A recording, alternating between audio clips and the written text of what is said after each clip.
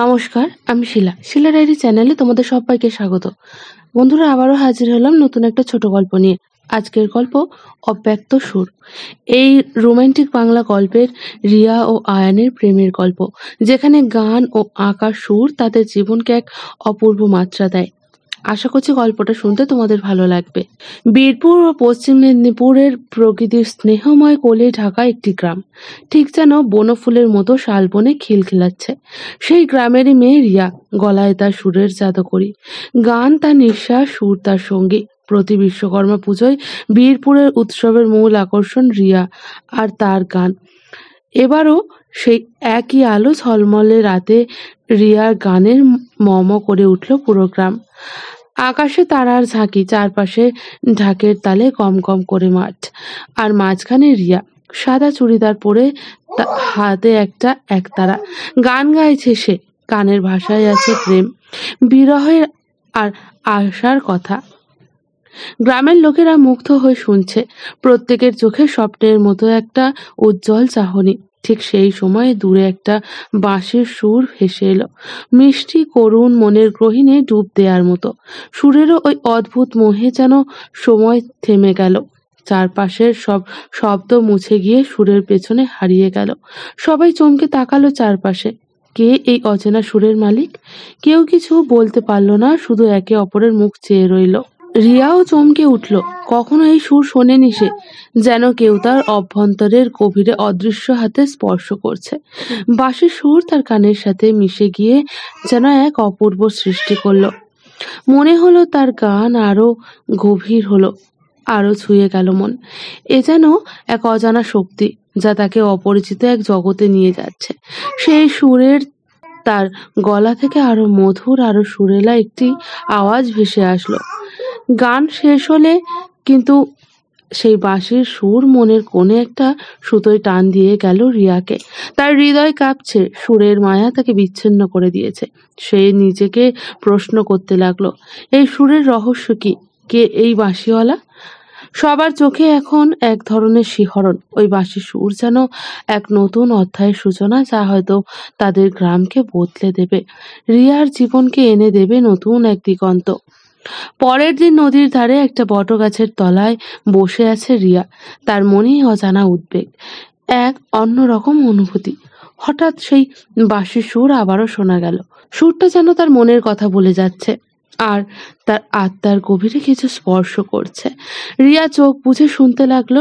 সুরের মাধুরী তাকে অন্য জগতে নিয়ে যাচ্ছে। চোখ খুলতেই দেখলো গাছের আড়ালে দাঁড়িয়ে আছে এক ছেলে। তার চোখে এক অদ্ভুত চমক, মুখের গভীর বিষাদের ছোঁয়া। সেই ছেলেই বাঁশি বাজাচ্ছে। ছেলেটা ধীরে ধীরে এগিয়ে এলো। তার নাম আয়ান, বীরপুরেরই ছেলে, কিন্তু একটু আলাদা। তার চেহারায় কিছু রহস্যময়তা রয়েছে, মনে এক ধরনের নীরবতা। কারোর সাথে মেশে না, সব সময় একা থাকে। কয়েকটা বছর আগে এক দুর্ঘটনায় তার পরিবার হারিয়েছে সে। সেই থেকে তার মধ্যে একটা চাপা দুঃখের মেঘ। তবে তার বাঁশির সুরে যেন সেই বিষাদের এক খণ্ড শক্তি, এক অদ্ভুত শোকের সৌন্দর্য। রিয়া তার দিকে তাকিয়ে বুঝতে পারল, এই সুরে কিছু গল্প লুকিয়ে আছে, যা একদিন হয়তো তাকে জানাতে হবে। রিয়া জানতে পারল আয়ানের বাঁশি বাজানোর অসাধারণ ক্ষমতা রয়েছে, কিন্তু সে কাউকে বাজিয়ে শোনাবে না। এতদিন নিজের মনের মধ্যেই বন্দী ছিল তার সুর। বাঁশি বাজানোর সময় তার চোখের এক ধরনের রহস্যময় দৃষ্টি যেন সুরের মধ্যে কিছু বলার চেষ্টা করছে। কিন্তু গতকাল রাতে রিয়ার গান শুনে সে যেন নিজের অজান্তেই সুর ছেড়ে ফেলেছিল। সুরের মাধুরীতে রিয়া অনুভব করেছিল আয়ান তার গভীর ব্যথার কাহিনী নিজে থেকে শেয়ার করতে চায়। রিয়া আর আয়ানের দেখা হতে শুরু হলো নদীর ধারে বটগাছের তলায়। এক শান্ত পরিবেশ, যেখানে তাদের বিশ্ব শুধু তাদের নিজেদের। রিয়া গান গাইতো, তার মিষ্টি মন ছুঁয়ে যাওয়া কণ্ঠের সুরে নদীর জল যেন ঢেউ খেলাতো। আর আয়ান বাঁশি বাজাতো, তার সুরে এক ধরনের মায়া, এক গভীর বিষাদের ছোঁয়া ছিল। তাদের দুজনের সুর মিশে যাচ্ছিল, যেন দুইটা নদী মিশে এক সাগরে মিলিয়ে যাওয়া। সুরের সেই অভিসার কেমন যেন এক জগতের অনুভূতি এনে দিত। একদিন আয়ান রিয়াকে বলল তার অতীতের কথা। তার কণ্ঠে ছিল দুঃখ আর কষ্টের চিহ্ন। কিভাবে দুর্ঘটনায় তার বাবা মা আর ছোট বোনকে হারিয়েছে। সেই শোকের অন্ধকারে সে এক ধরনের মনোটানি আর একাকিত্বে ডুবে গিয়েছিল। তার বাঁশির সুর সেই কষ্টের প্রতীক হয়ে দাঁড়িয়েছিল, যেন মনের গভীরে আটকে রাখা এক দীর্ঘ চিৎকার। কিন্তু রিয়ার গান আর তার সাথে সুর মিশিয়ে বাঁশি বাজানো তাকে যেন একটা নতুন দৃষ্টিভঙ্গি দিল। রিয়া তাকে দেখিয়ে দিল যে জীবনের প্রতিটা দুঃখের মধ্যে আশার আলোও থাকে। তারা দুজনেই একে অপরকে অনুপ্রাণিত করতে শুরু করলো। আয়ান এখন বুঝতে পারল সুর আর গান এক নয়, তারা একে অপরকে আরো সুন্দর করে তোলে, একে অপরকে সান্ত্বনা দেয়। রিয়াও আয়ানকে গল্প করলো তার স্বপ্নের কথা। সে বলল, আমার স্বপ্ন একদিন আমি এই ছোট্ট গ্রাম ছেড়ে বড় শহরে গিয়ে গানের দুনিয়ায় নিজের জায়গা খুঁজব। সেখানে আমি আমার গান দিয়ে মানুষের হৃদয় স্পর্শ করব। রিয়ার চোখ জল করলো এক আশায়, এক দৃঢ় মনোবল। কিন্তু সে জানে এই স্বপ্নের পথটা এতটাও সহজ নয়। পরিবারের বাঁধ, তাদের আশা আকাঙ্ক্ষা আর গ্রামের রীতিনীতি তাকে আটকে রাখে। তার বাবা মা চান রিয়া যেন তাদের মতোই সহজ জীবন কাটায় গ্রামে থেকেই।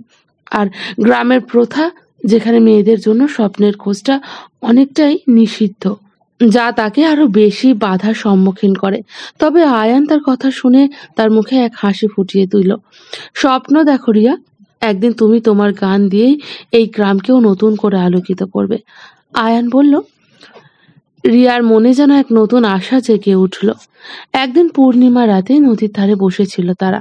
আকাশ জুড়ে তারার ঝাঁকি আর নদীর বুকে চাঁদের আলো রেখা। বাতাসে এক অদ্ভুত শান্তি, যেন পৃথিবী তার সমস্ত ক্লান্তি ভুলে গিয়ে একটু সময়ের জন্য থেমে গিয়েছে। রিয়া একটা মন খারাপের গান গাইতে শুরু করলো। তার কণ্ঠে ছিল বিরহের সুর, মনের অস্থিরতা। গানটা যেন তার ভিতরের দুঃখ, তার অব্যক্ত অনুভূতির কথাগুলো বলে দিচ্ছিল। আয়ান চুপ করে শুনছিল। তার চোখে এক গভীর দৃষ্টি ছিল, যেন সুরের সঙ্গে নিজের কষ্টের সম্পর্ক খুঁজে পাচ্ছিল। হঠাৎ আয়ান তার বাঁশি তুলে নিয়ে বাজাতে শুরু করলো। বাঁশির সেই সুর ছিল যেন এক অভিশপ্ত মনের মুক্তির আহ্বান। সেই সুরে ছিল বিষাদ, ছিল আশা, আর ছিল এক অবর্ণনীয় আবেগ যা মনকে স্পর্শ করে। রিয়ার গান আর আয়ানের বাঁশির সুর একে অপরকে ছুঁয়ে মিশে তৈরি করলো এক অমনোরথী সুর। সেই সুর যেন তাদের দুজনের আত্মাকে একে অপরের কাছাকাছি এনে দিল। গান শেষ হলো। চারপাশে একটা অদ্ভুত নিস্তব্ধতা নেমে এলো, যেন পৃথিবী তাদের এই মুহূর্তের সৌন্দর্য দেখতে চাইছে। নদীর জলেও এক শান্তির প্রতিচ্ছবি।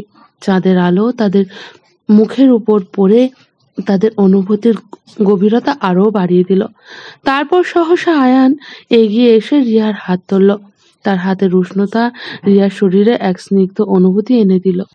চাঁদের আলোয় ঝলমলে তার চোখে রিয়া দেখলো গভীর এক স্নেহ, এক মমতা যা কখনো সে অনুভব করেনি। আর রিয়াও সেই চোখে নিজের মনের আকাশ দেখতে পেল, যেখানে ভরা পূর্ণিমায় আলো, খুশির চিহ্ন। এই নিঃশব্দ কথায় চাঁদের সাক্ষীতে তাদের প্রেমের সূচনা হলো। প্রথম প্রেমের সংকোচ, দৃষ্টি বিনিময়, হাত ধরা, সবকিছুই যেন নতুন করে উপলব্ধি করছিল তারা। রিয়ার হৃদয় ধড়পড় করতে লাগলো, যেন তার সমস্ত রূপ, তার সমস্ত গোপন ইচ্ছা আয়ানের কাছে উন্মুক্ত হয়ে যাচ্ছে। আয়ান তার এক অচেনা পৃথিবীর অন্ধকারে রিয়ার আলো খুঁজে পেয়েছে। নদীর পাশে সেই বটগাছের তলে দুই প্রহরের মধ্যে তাদের প্রথম প্রেমের শুরুটা যেন একটি নতুন অধ্যায়ের সূচনা করলো। পরের দিন গ্রামের সম্মানিত মানুষ বাবলুদা রিয়ার বাড়িতে এলেন। রিয়ার বিয়ের কথা নিয়ে এসেছিলেন তিনি, কিন্তু রিয়া মুখ ফিরিয়ে নিল। সে জানতো গ্রামের ছেলে মেয়ে মানুষদের শিল্প চর্চাকে মেনে নেবে না। এমন ছেলের সাথে তার জীবন গড়া সম্ভব নয়। তার স্বপ্নের মুক্তির পথে একটা বাধা যেন দাঁড়িয়েছিল। কিন্তু বাবলুদা হেসে বললেন, মেয়ে, তুই ঠিক জানিস না। আজকে যে ছেলের কথা বলছি সে অজিতের ছেলে সোমনাথ। সে ঠিক অন্য ছেলেদের মতো না। সে শহরে পড়াশোনা করেছে আর আর্টের কাজ করে। রিয়া অবাক হয়ে গেল। সে জানতোই না গ্রামে এমন ছেলেও আছে। বাবলুদা আরো বললেন, তুমি ছেলেটিকে দেখো, তারপর সিদ্ধান্ত নাও। রিয়ার মনে প্রশ্ন জাগলো, কে এই সোমনাথ? তার কি বাঁশিওয়ালা আয়ানের সাথে কোনো সম্পর্ক? এই প্রশ্নের উত্তর খুঁজতে সে আয়ানের কাছে গেল। রিয়ার পা চলল বটগাছের দিকে। আজ সে আয়ানকে সব খুলে বলতে চায়। তার মনের মধ্যে দ্বন্দ্ব ঝড়ের মতো উথাল পাথাল করছে। একদিকে আছে তার গানের স্বপ্ন, শহরে যাওয়ার আকাঙ্ক্ষা, অন্যদিকে আছে আয়ানের সুর, সেই সুর যা তার মনের গহীনে ঢুকে মনকে দুমড়ে মুচড়ে দেয়। এই দ্বন্দ্বের মধ্যে তার মনের দুঃখ, তার অস্থিরতা সবকিছু যেন একসাথে চাপিয়ে ধরেছে। আয়ানকে দেখতে পেল সেই বটগাছের তলায় বসে। রিয়া আয়ানকে সোমনাথের কথাটা বলতে গিয়েও আয়ানের চোখ দেখে থেমে গেল। আজ তার চোখে সেই আগুন নেই, বরং চোখ দুটো খালি খালি, মুখটা থমথমে। রিয়া জানতে চাইল, কি হয়েছে আয়ান? আয়ান মাটির দিকে তাকালো। রিয়া, তুমি হয়তো জানো না, কিন্তু সোমনাথ আর আমি একই মানুষ। রিয়ার হৃদয় টনটন করে উঠল। আয়ান যাকে সে জানতো, সেই আয়ান যে বাঁশি বাজিয়ে তার মনকে স্পর্শ করত, সেই আয়ানে কি সোমনাথ? সে কি পুরোপুরি এক অন্য জীবন বেছে নিয়েছে? রিয়া হাঁপিয়ে উঠল। তুমি কেন এই পরিবর্তন করছো আয়ান? আয়ান তার চোখে গভীর বিষাদের ছায়া নিয়ে পড়ল। রিয়া, শহরের জীবন আর এই গ্রামের মানুষের মতামত আমাকে বদলে দিয়েছে। আমি জানি শিল্পের প্রতি ভালোবাসা, সৃজনশীলতা, এই সব এখানে প্রশংসিত হয় না। আমি জানতাম যদি সোমনাথ হয়ে থাকি তাহলে হয়তো তোমার স্বপ্নের জায়গায় যেতে পারবো, কিন্তু আজ বুঝতে পারছি আমি শুধু আমার নিজের সত্তাকে ফেলে দিয়েছি। রিয়া অবাক হয়ে তার দিকে তাকিয়ে রইল। সে বুঝতে পারলো আয়ান তার নিজের জন্য যন্ত্রণা ভোগ করছে। সে যে নিজেকে গ্রামবাসীর চোখে একটা সাধারণ ছেলে হিসেবে রাখতে চেয়েছিল, সেই আয়ান আজ তার সুরের মধ্যে নিজেকে খুঁজে পেতে চেয়েছে। রিয়া ধীরে ধীরে বলল, কিন্তু কেন? তোমার সুরে যে প্রেম, যে আবেগ, তা কোনো নামের উপর নির্ভর করে না। তুমি যেমন আছো তাতেই এক ধরনের সার্থকতা রয়েছে। আয়ান দীর্ঘশ্বাস ছেড়ে বলল, রিয়া, এই পৃথিবীতে কখনো কখনো এমন কিছু ঘটে যা আমাদের পুরো জীবনটাই বদলে দেয়। আমি জানি তুমি অনেক কিছু বুঝতে পারো না, কিন্তু আমি জানি তুমি যখন আমার সুর শোনো তখন তুমি আমাকে বুঝতে পারো। এই বাঁশি, এই সুর আমার পুরানো সত্তাকে ফিরিয়ে এনেছে। রিয়া ঘরটার মধ্যে মৃদু আলো দেখে আয়ানের দিকে তাকিয়েছিল। তার চোখে কষ্ট আর অনুশোচনার ছাপ। সে জানতো আয়ান এতটা ভেঙে গিয়েছিল যে তার পুরনো নাম সোমনাথ, এমনকি নিজের অস্তিত্বের স্মৃতি পর্যন্ত হারিয়ে ফেলেছিল। কিন্তু তার মধ্যে একটা সাহস ছিল, একটা একান্ত অনুভূতি যে তার সুরে আর এক নতুন জীবন ফিরে আসবে। তুমি তুমি তো আবার সুরের সাথে ফিরে এলে, রিয়া বলল। তার কণ্ঠে মিশে গিয়েছিল কান্নার স্বর। তাহলে এখন কি হবে? আয়ান মৃদু হাসল। সেই হাসিতে এক অদ্ভুত স্বাদ ছিল, যেন বহু বছর পর আবার তার হৃদয়ে নতুন আলো ফুটেছে। রিয়া, আমি জানি আমাদের পথ সহজ হবে না, কিন্তু আমি চাই আমরা একসাথে সেই পথ পাড়ি দেব। তুমি তোমার গানের জগতে চলে যাও, আমি তোমার সঙ্গে থাকবো। আমি আমার আর্টের মাধ্যমে তোমার গানকে নতুন ভাবে সাজাতে চাই। রিয়া আয়ানের চোখে তাকিয়ে দেখল, সেখানে আগুনের দীপ্তি, নতুন আশা এবং ভালোবাসার প্রমাণ। সে নিজেকে আর ধরে রাখতে পারল না, তার চোখের কোণ থেকে অশ্রু গড়িয়ে পড়ল। তুমি সত্যি বলছো আয়ান? হ্যাঁ রিয়া, আমি তোমার পাশে, তোমার সুরের পাশে থাকবো। এই কথাগুলো রিয়ার হৃদয়ে গেঁথে গেল। সে জানলো এটাই তার সঠিক সিদ্ধান্ত। এই মুহূর্তে তার সমস্ত দ্বন্দ্ব, সমস্ত ভয় দূরে হয়ে গিয়েছিল। সে আয়ানের হাত ধরল, আর যেন পুরো পৃথিবীটাই বদলে গিয়েছিল। দিন কয়েক পরে গ্রামবাসীর মধ্যে এক ধরনের উত্তেজনা তৈরি হলো। পঞ্চায়েত বাড়িতে সবাই জমায়েত হলো, কারণ রিয়া আর আয়ান তাদের সিদ্ধান্ত জানাতে এসেছিল। বাবা মা, আত্মীয় স্বজন, গ্রামবাসী সকলে সেখানে উপস্থিত ছিল।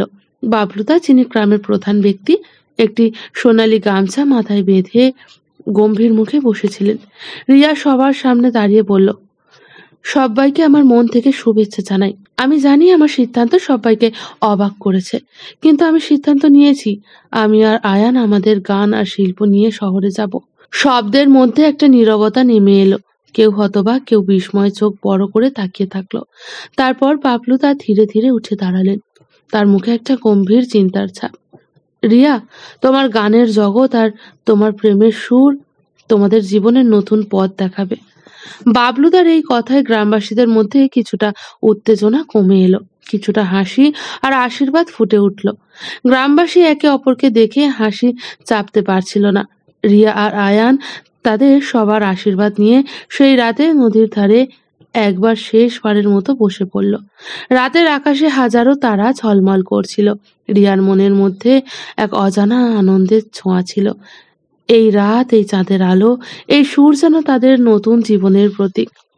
রিয়া তাদের হৃদয়ে সবটুকু অনুভূতি দিয়ে গান গাইল। গানটা ছিল তার ভবিষ্যতের জন্য, তাদের সঙ্গী জীবনের জন্য। আয়ান বাঁশি বাজিয়ে তার সুরে মিশিয়ে দিল। সুর মিশে গেল তাদের সমস্ত অনুভূতি, তাদের আশা, তাদের স্বপ্ন। এই সুরে ছিল নতুন জীবন, নতুন প্রত্যাশা। পরের দিন গ্রামবাসীরা তাদের বিদায় জানাতে এসে আশীর্বাদ করলো। রিয়া আর আয়ান শহরের পথে যাত্রা শুরু করলো। রিয়া জানতো তাদের পথ সহজ হবে না। নতুন শহরের প্রতিকূলতা, চ্যালেঞ্জ, সবকিছুতেই তাদের পরীক্ষা হবে। কিন্তু তার মনে ছিল আয়ানের সুর, যা তাদের সাহস আর ভালোবাসা জোগাবে। বন্ধুরা, আজকের এই ছোট গল্পটি তোমাদের কেমন লাগলো অবশ্যই কমেন্ট করে জানাতে ভুলো না। আর যদি গল্পটি শুনতে ভালো লেগে থাকে প্লিজ একটি লাইক করে দিও।